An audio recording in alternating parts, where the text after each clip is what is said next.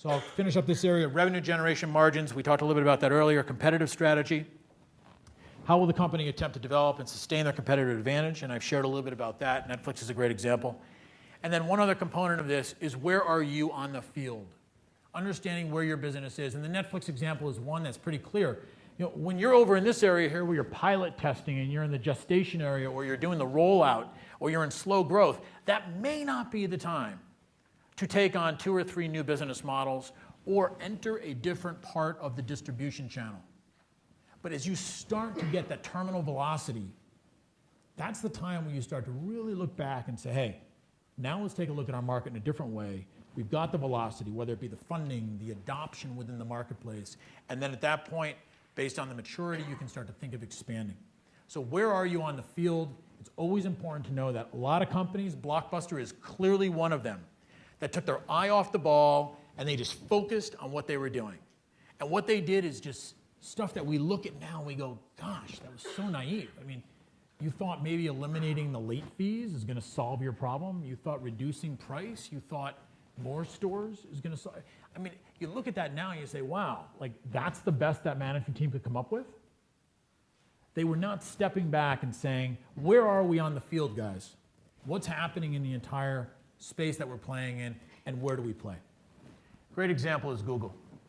This is a snapshot of the Google website launched September 4th, 1998. Isn't that awesome? Has it changed very much? Think about it. How cool is that? That is elegant. I mean, how simple. Look at that, what it says up there. Index contains 25 million pages, soon to be much bigger.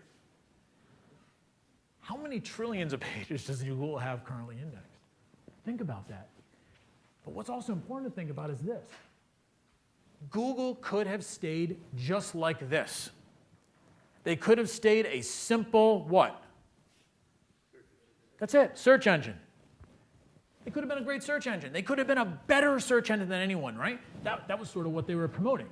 We will find you what you're looking for faster, better. We prioritize it. We have complex algorithms. We have a whole bunch of smart people, probably from MIT, that are helping you find that weird shit you're looking for, right? Seriously, right? You're looking for, you know, you need a pink doily that will be 8 inches that is under a lamp for your grandmother's house, or you're looking for a new handheld device for something else. They're going to find it for you, right? I'm looking to book a trip to Paris. They're going to help prioritize it. Best hotels, Paris, luxury. Put those in, boom, right? Boolean search. We all remember, you know, putting all the complex, you know, the word plus this or in quotes. They have better algorithms than Yahoo. They have better algorithms than Alta Vista, better algorithms than Navisite. The list goes on. They could have stopped there and just continued to be the best search engine in the world. And you know what? They're still killing everybody in search. Killing them. People that like Bing or others probably disagree, but I think they kill it. But what did they do as a business? Or I should say, what didn't they do since 1998 as a business? I mean, look at what Google is today. Give me a few ideas, one word from a bunch of you. Just what is Google today besides search? It's a brand. It's what? Google Maps. Most of us live on Google Maps.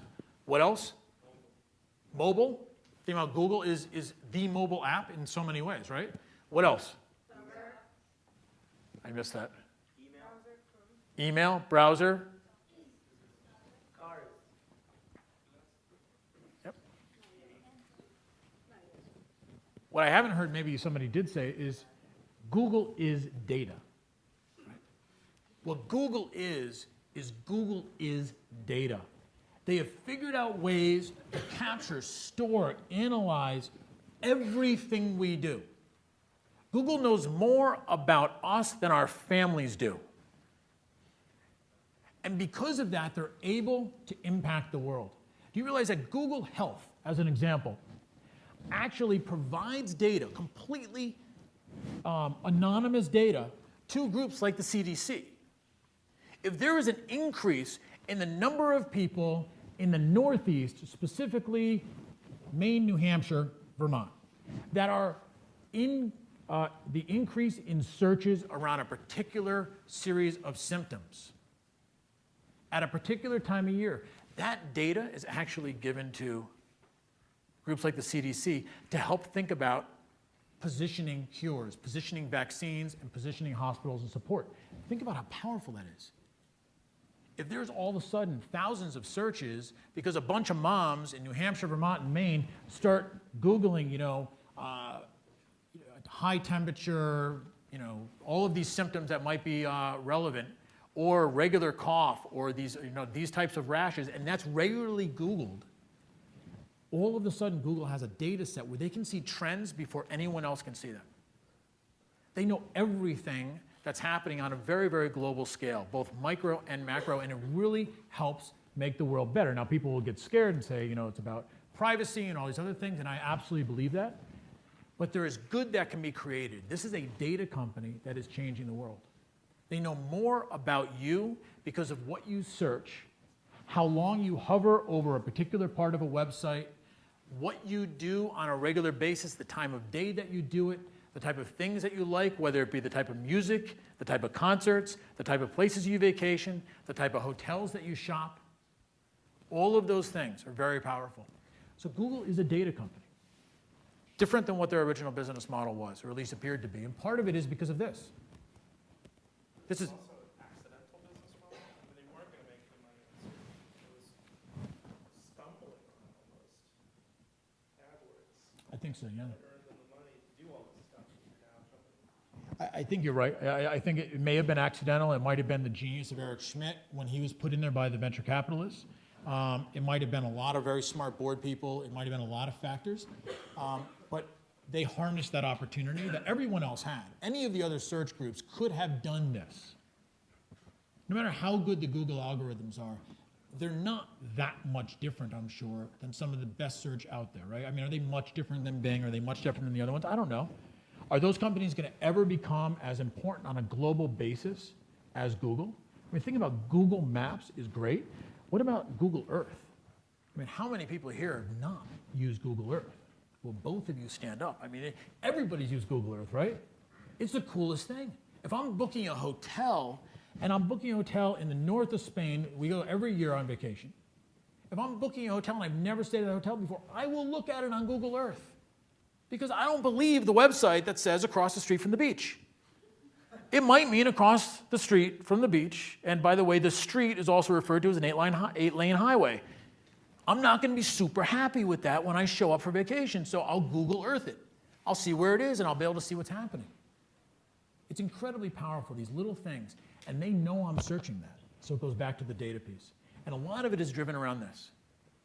The fact that the change in price for storage has dropped so dramatically has transformed every bit of technology, whether it be the ability for Netflix to download movies or store them, the ability for you to get on an airplane right now, and while you're on that airplane, instead of watching one terribly chosen movie coming out of a ceiling projector, you have a seat in front of you that has a screen in it, and you can pick from 30 movies. That's just storage, right?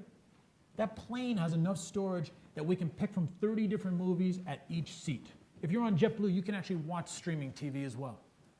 So because of this, everything's changed. The rules of the game have changed. So the question always is, what business model and why?